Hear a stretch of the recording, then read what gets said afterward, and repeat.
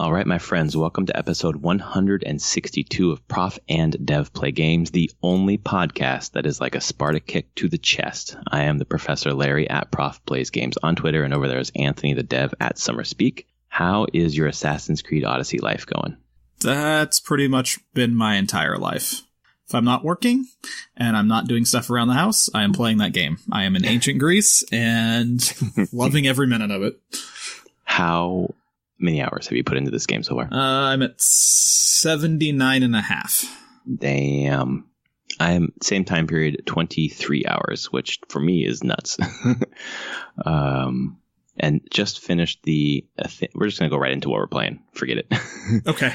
Right into the Athenian, right at the end of the Athenian quests with Pericles, I guess. Okay. Yep. You've probably finished those up.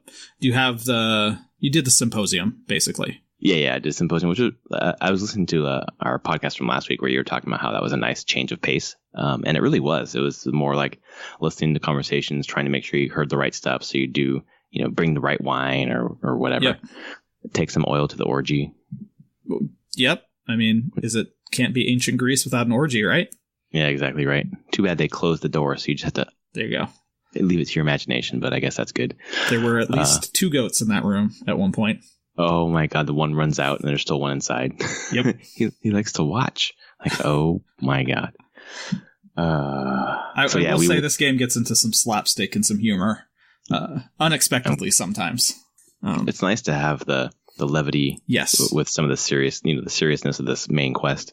You'll have to get much later in the game, but there's going to be a point, and you're going to get in a conversation tree, and your options are going to be something. There's 2 options. Something I don't remember, and the other one is a lie marked as whatever the lie marker is, saying, "I'm just a traveler."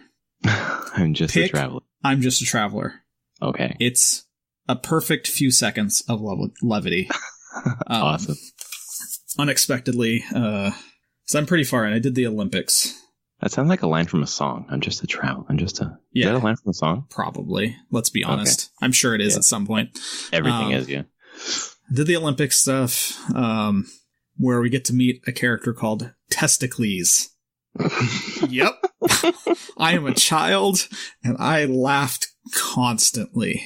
Oh my God. I won't spoil any of that storyline at all but it is, the Testicles character is great. Of course. How could it not be if you're going to give that bold of a name? Yeah, pretty much. Oh my God. Are you playing with subtitles like I am? Yes. Yeah, okay, so it just keeps popping up. Testicles says this. Testicles. Oh my God.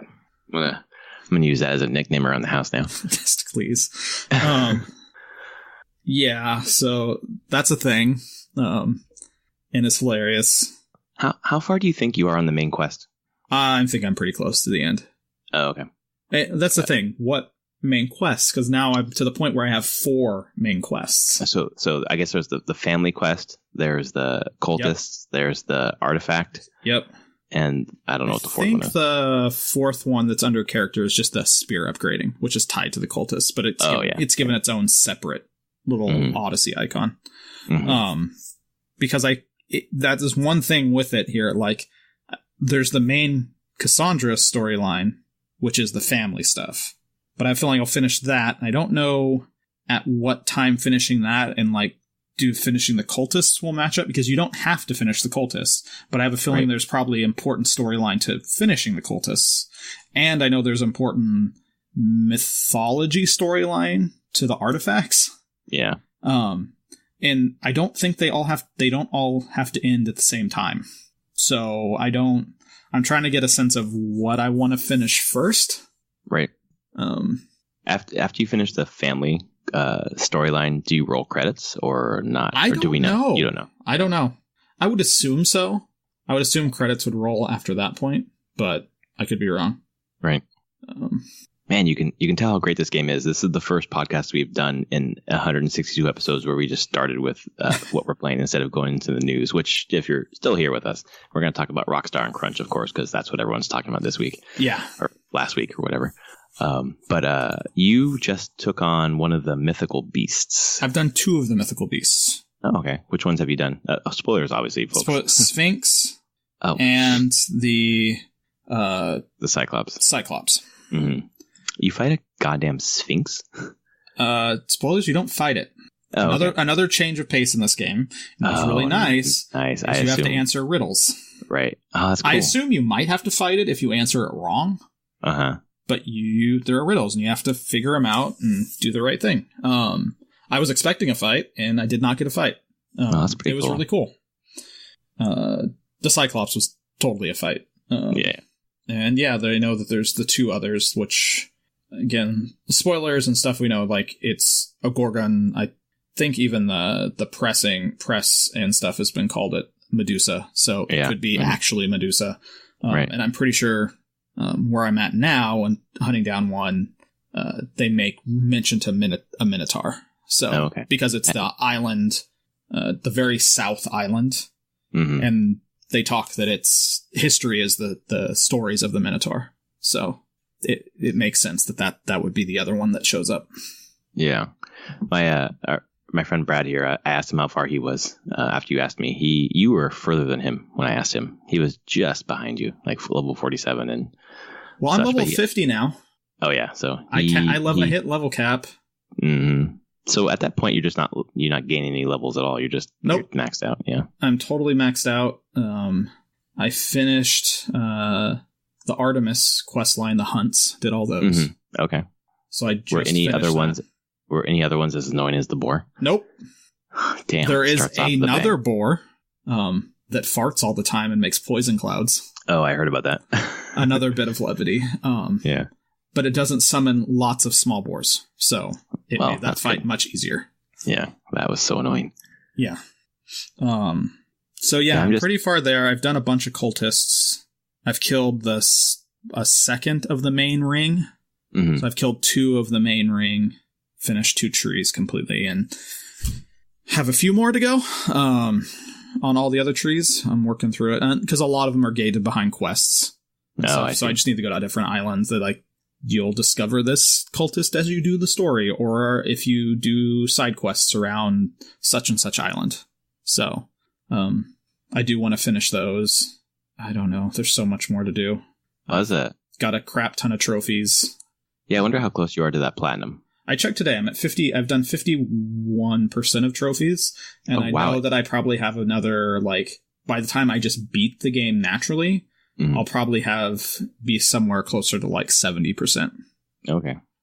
So I think it's a very doable platinum if you want to put in the time. Yeah, but I don't think it's as time consuming as Syndicate. So there you go. Oh, no, nothing is. I don't think anything is. Maybe Peggle 2. I don't know. I haven't readdressed that one yet. But the Syndicate thing, I mean, I can't tell you how many hours I've spent just driving around London bashing into things. And this one I don't think is going to be hard. It's just going to be... So I think the one that would take the most time is just making sure that you discover every region of the map. Which isn't the hardest thing, honestly, because the region is... To know if you've been to an island, and it will be sepia grayed out. There's no as soon as you step onto the island, you make a region of it appears and has color and the whole thing. You can tell where you've been and where you haven't been. Okay, because that's what I was worried about, that there wasn't a mechanism to tell. I guess I haven't noticed. There is a mechanism on the map to tell, when you're exploring, even on the big land masses, you can they're basically hidden under a fog of war. Yeah, right. In some way. So you can just know, this whole island is under fog of war. I guess I should go over there. Well, it was when I was it 2 nights ago when I was talking to you and playing, and I did that quest for Xenia from the pirate islands. It was kill 2 Athenians, 2 Spartans, and 2 pirate ships.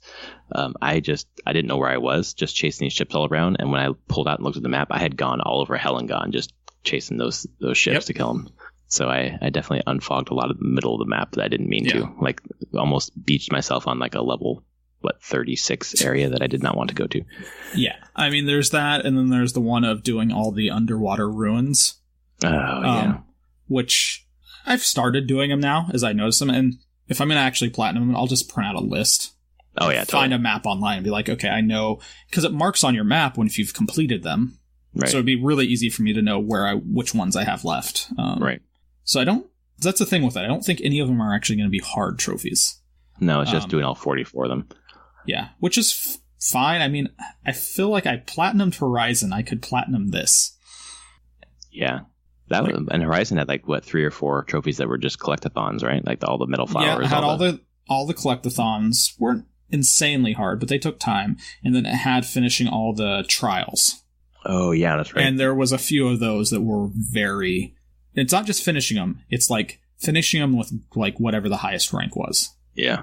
That was almost break my controller worthy. But I did it. And that felt really good. Did you ever go back to the Frozen Wilds in that game? No, I keep on forgetting about it. And I really want to. I hear it. I'm like, oh, I should play that. And now I just worry because I'll be just terrible at the game. Yeah. That was a hard one to get back into, I think. Yeah. But I don't know. I don't want to say I'm going to platinum Odyssey, but I kind of want to. It'd be the third game I've platinumed. Yeah, let's see, Diablo 3 and... Horizon. Oh, yeah, Horizon. We were just talking about it. Yep. I mean, those are worthy games to platinum. I feel like for me, it's when I usually just play through a game naturally, and then if I have pretty much most of the trophy list, I'll go back and hunt if it's a game that I love. I have a folder on my PS4 of trophy hunting, Syndicate's in there. Obviously, Rocket League was in there until I got it all. Shadow of Mordor's in there. This one will go in there. I just like the level of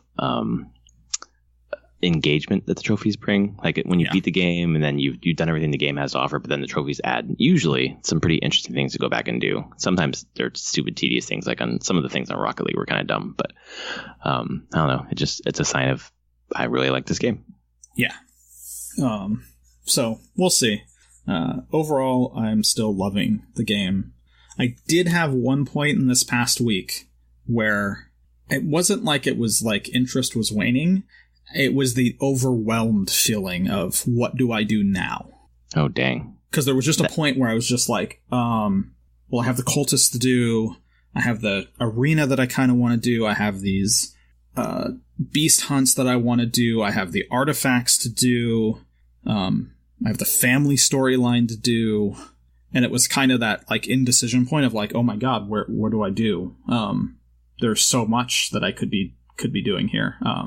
But I kind of just was able to settle myself down, just pick something and go. How much of the map do you think you have uncovered?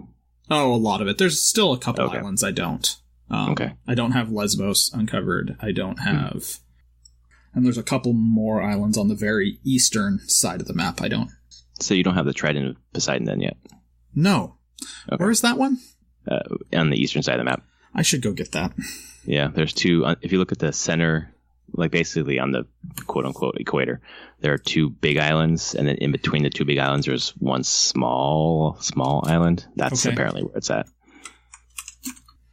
So I don't know what it's called or anything like that, but that's kind of near the equator, quote-unquote, of the map. Yeah, I kind of want to go back to all of them. Oh, I think I know what you're talking about. I don't know what the name of it is, but I do know that island.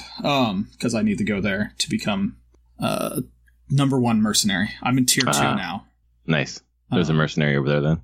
Yeah, the current tier 1 mercenary is there. Uh-huh. So and I've now just actually started hunting mercenaries to get my rank, my tier up. I'm where's the net person in the next tier up? I'm going to take you out. Sorry. So do you have to take out every single person or just one person per tier? One person per tier, although I've took out the number 1, but it didn't promote me to number 1. Someone else from my tier went up to number 1. Oh, interesting. The last time I did it. But, I'll get there. I'll get it done. I will be number 1 mercenary. It's funny, you start out the game being hunted by those motherfuckers. Now and then they fear me. Yeah, exactly.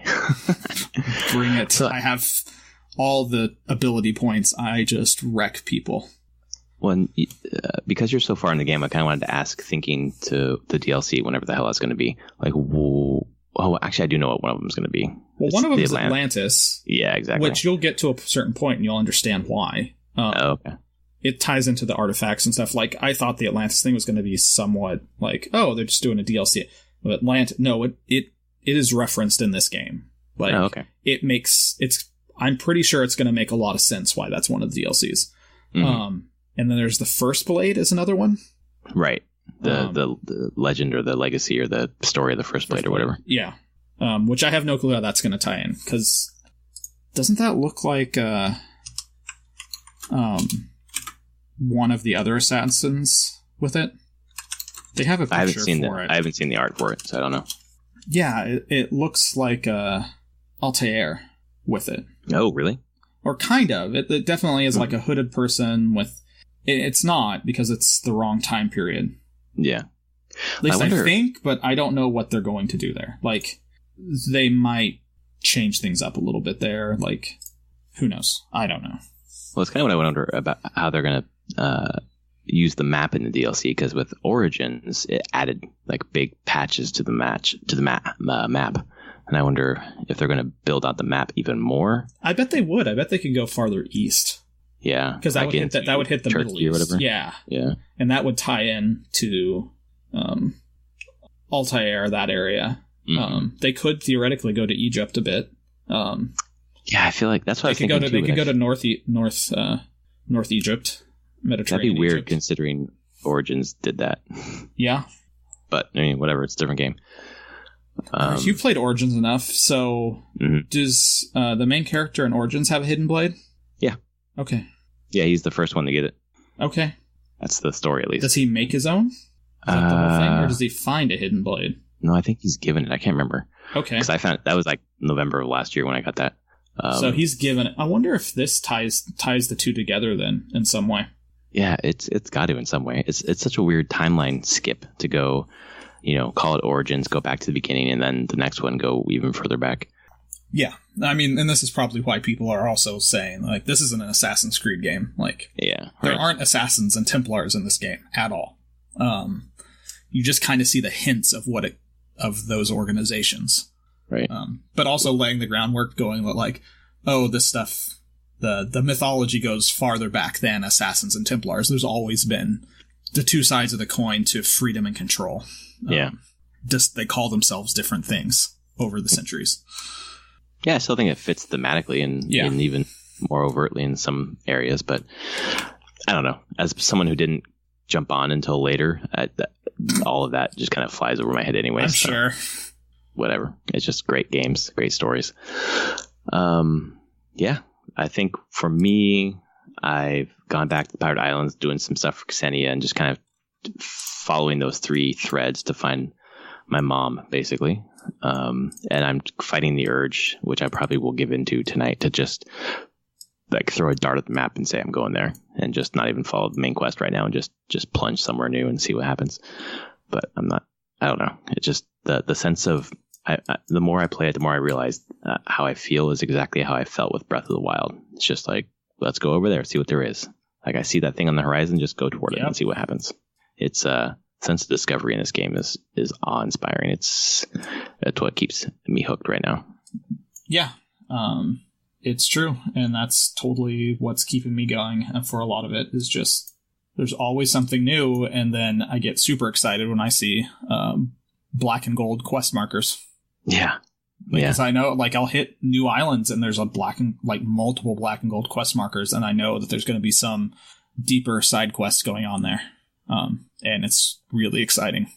Yeah, I'm really interested in how much more varied the storylines will be for the side quests, because so far they've been not too deep, but pretty interesting. So I'm looking forward to getting into like one of those meaty ones, like the Mykonos one you found, or there's a couple other ones that I've heard hints of. Ebbia. Yeah, there's the Ebbia exactly. One. Mm-hmm, that one is a really big one. Yeah. I don't know. Yeah, I've been having a good time though. So it is a big game with a lot to do. I'm pretty sure I at least have another week or two with it, minimum. That brings you to maybe first week of November. Yep. What's? Oh yeah, that brings you to Diablo 3 on Switch. Yep. That's awesome. Which I'm super excited to have on Switch because I am going to where we grew up for Thanksgiving. So. Oh, nice. So that'd be a nice thing to bring with you. Yeah, exactly. I'm going to need something to do for some of that time. Right, for sure. Yeah.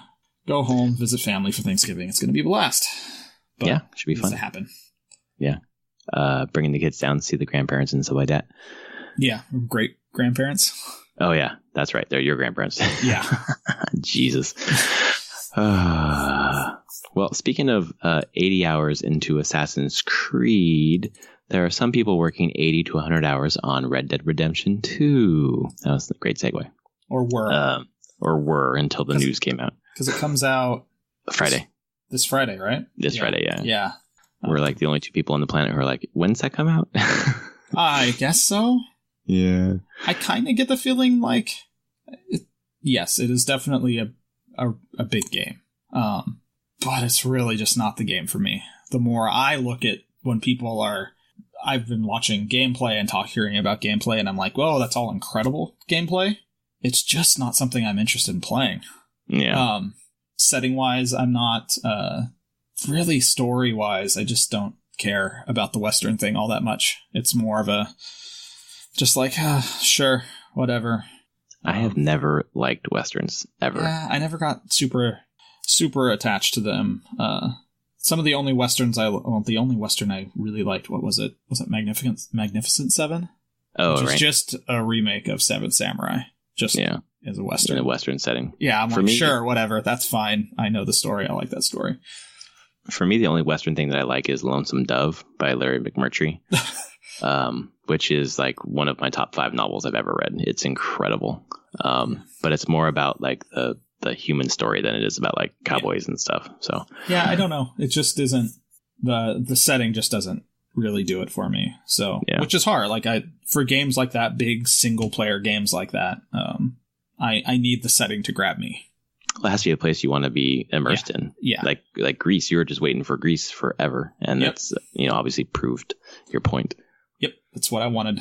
But man, people have, I mean, was it Dan Houser? Dan Houser. Basically bragged that the team, or at least some of the team, had been working 100-hour weeks to ship this thing.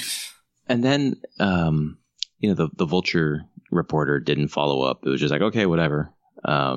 But then the follow-up from Houser was like, oh, I just meant our team. We don't require anyone else to do that or anyone else to work hard, which is kind of a weird thing to say.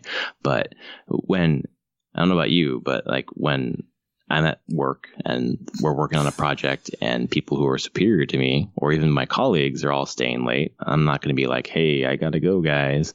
You kind of have that social or peer pressure to stay too. So even if they don't say like we're all required to stay, you kind of are saying you're all required to stay. Kind of. I feel like personally, when I had kids, I stopped doing that. Oh, yeah. Like my life, I was like, no, my priority is I'm going to be home at this time. So I will put in the work necessary and what I'm paid for, but I don't get paid overtime. I am exempt. I was exempt from overtime. So yeah, I have kids and family, and I'd like to see them. So but before that, I probably would. What's the same kill myself. thing? I haven't gone through that experience really, though. So yeah. Well, I know when my wife was in LA for 3 years and I was here, like I threw myself into work. Like I would work like 60, 70 hour weeks because there was nothing else to do. Yeah. But once she was back and once we had a kid, for sure, it's like, okay, I go home at 4 every night, 4:30. That's other when I go priorities. Home. Yep. Because I need to be here for bedtime. Yeah. And it's that kind of stuff. Well, today I saw my daughter, for like an hour and a half total today. So that's just not enough. So what? I saw her for an hour in the morning. I saw her for half an hour tonight. So, really? You just get home later? Yeah. Yeah. On 2 days a week, every other week, I have meetings that go until 5:30. So then you have to get home. Yeah. Rush home to get to bedtime. Yeah. So I see her for half an hour at night and about an hour in the morning before I go to work. So it's not enough. That happens. But then like Tuesdays, I'm home all day with her, working from home, so I get to see her all day. So it all balances out. But but still, like this, I have a hard time seeing like, making people required to work that much. But you're right, like the culture can somewhat enforce it in not great ways, and then getting we're treating you well and everything, so we all want this to be good. You should work this time. Like, well, we work that many hours because we're passionate. Like, so the people who work less aren't passionate, so they have to work more. So you think they're passionate. Like, what this? is just fucked on so many levels in terms of not just PR, but also like the culture. It's so ingrained that it's like, well, nothing's wrong about this. Like, no, there's totally stuff wrong about that. And then it's also a complete failure on management's part. If they have to be working, if the deadline they have to meet requires the team to be working that many hours to meet it, that deadline is wrong. The scope of work is wrong, or the deadline is wrong. Take your pick. The problem with the deadline being wrong, and I agree with you totally, is because the deadline seems to be dictated by shareholders. Like, we need to hit this quarter to get this amount of income or whatever. And I know that they delayed, but I think then the scope is wrong of what you're trying to do. Yeah. Well, I think maybe they're both wrong, because we shouldn't. I feel like making art along shareholder deadlines, like, it just feels so wrong. Like, give them. There's no reason why they couldn't have taken another year if they needed to, instead of working those kind of hours. But it's because of, how much money they spent and how long they've been working on it, and what shareholders expect from the Take-Two stock or whatever. It's just a lot of factors beyond, like, a lot of factors that don't really take into account the human toll of that many hours. Like, there are 168 hours in a week. 68 hours for sleeping, eating, commuting, like, any time for yourself. Like, it's just, I think there are a number of ex-Rockstar developers who have plenty to say about the culture and the hours. Yes. That if you've been paying attention to media lately, you've seen and heard that kind of paint a bigger picture than, Rockstar saying, oh, we're going to open up, loosen the PR reins and let people who work here right now talk about what it's like. It's like, well, and who they are. Most of the people I saw there weren't Rockstar New York. Ah, that's a good point. They were Rockstar in Scotland, right? Different places in Europe. Like, this was not like the team necessarily that they were talking about. And labor laws are very different.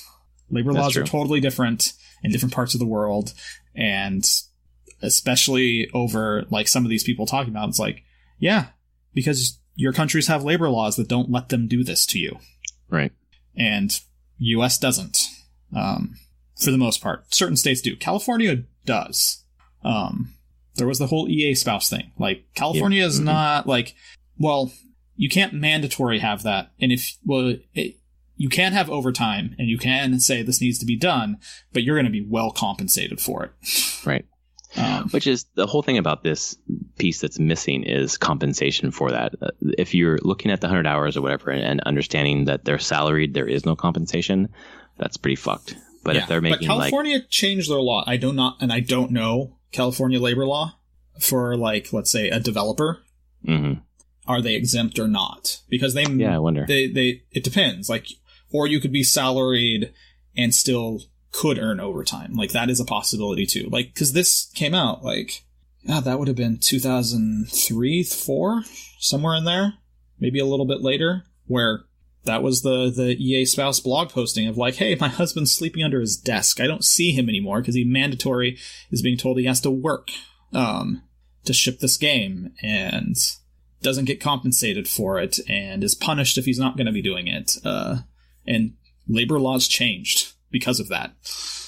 Well, that would dictate the labor laws at Rockstar San Diego then. Yes, they would fall under whatever California enacted on that. But there's a lot of different Rockstar offices now, so who knows? Well, it just kind of brings into focus what, I mean, for you, obviously, because you're a lot closer to it than I, but like as game fans, what the people who are making these games go through to get these things out.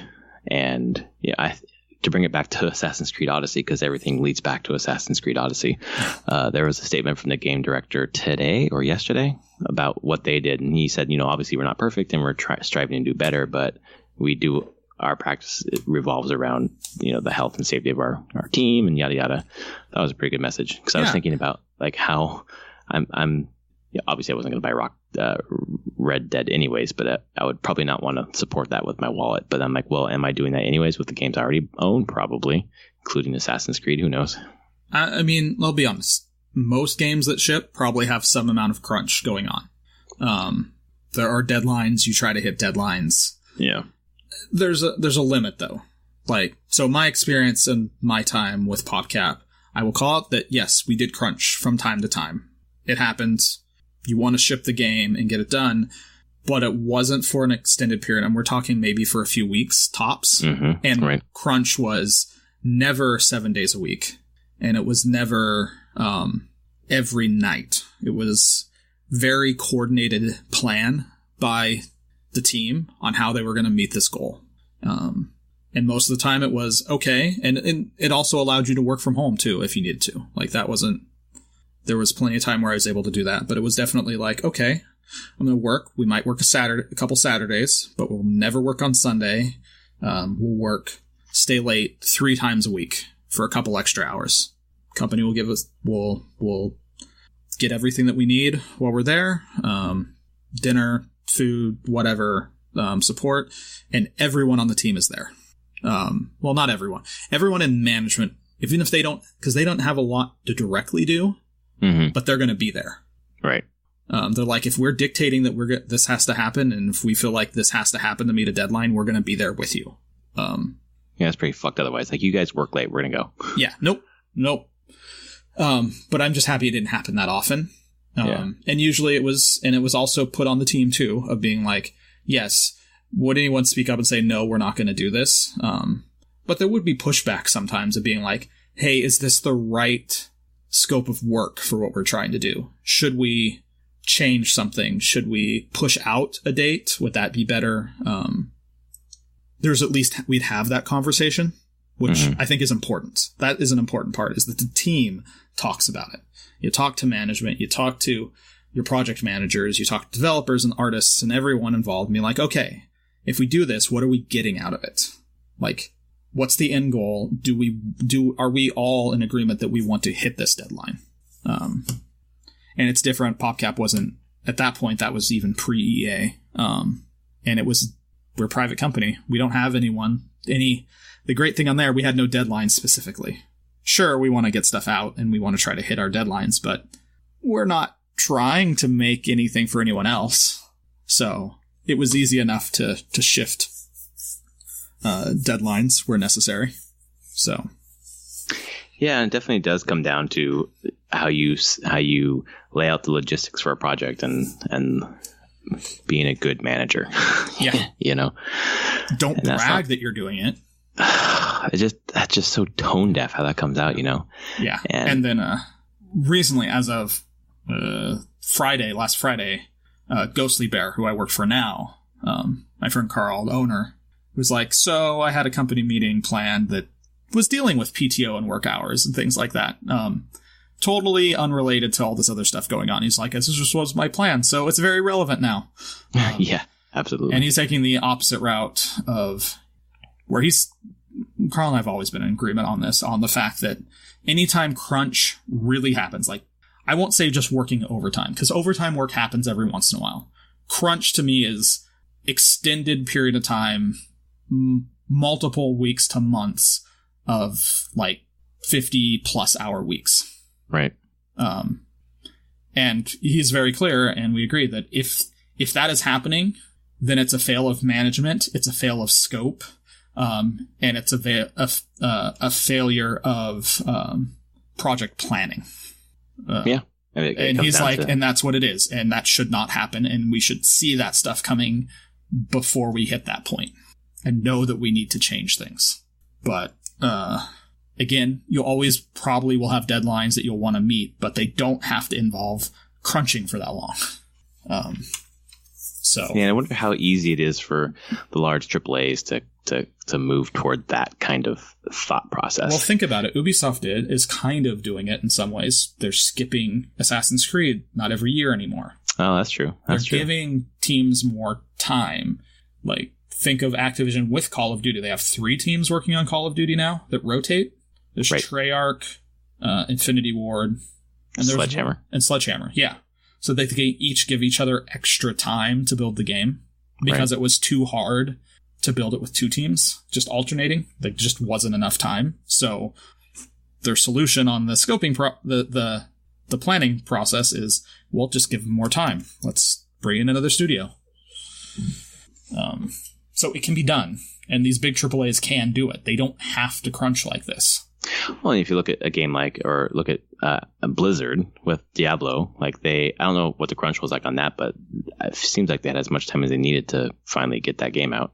Yeah. Or whatever they're working on now. There's not, about the shareholder expectations or whatever else. When you have other projects that are kind of floating the money, then they're not really. They have time. Even with Grand Theft Auto, Grand Theft Auto 5, bringing in all that money, it seems like Red Dead had enough time to do what they needed to do. But even then, this is still happening. So, yeah.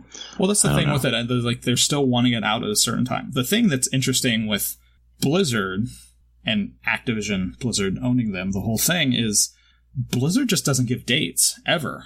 Yeah, they're just like, no, we won't tell you when this game's coming out. We just are going to say that it's in the works. Shareholders deal with it. Right. It will come out eventually. Buy our stock if you like that or not. If you don't, fine. Whatever. Moving on. That seems like a good way to do it because it gives you flexibility. Yeah, and I think that would be some of the other publishers could take that. I honestly feel like Take-Two and Rockstar could take that tact and be like, you know what? Red Dead 2 comes out when it's ready, and we're not killing ourselves to get it out.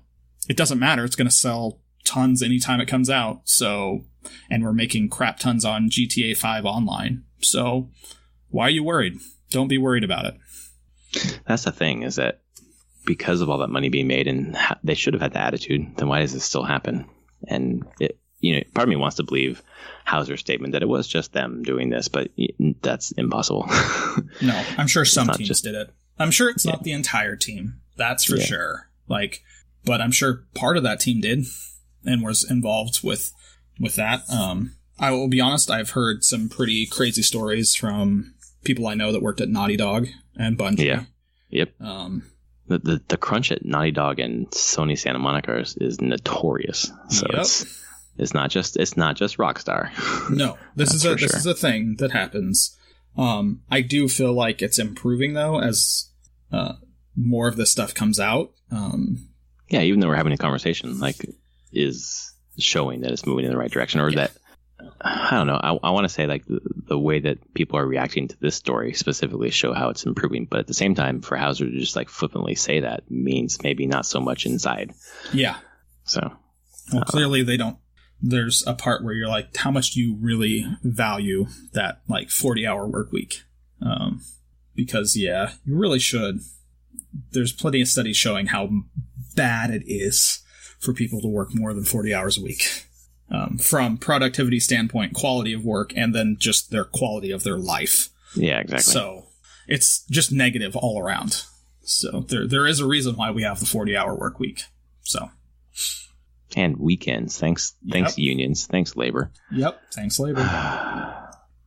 Well, it's a lot of crazy stuff going on in the game industry, and this last quarter of the year is just chock full of news and releases, and with all that comes all of these some buff pieces, some more investigative pieces, but just learning what's going on inside these studios, and this stuff's kind of bound to pop up. But whenever it pops up, we will cover it here on Prof and Dev Play Games. Episode 162 is now in the books, and I think Anthony and I are both going to start Sparta kicking people when we get onto our PlayStations. Yeah. Get back into ancient Greece. Yes. So thanks for joining us, and we will see you next week. All right. Later, everyone.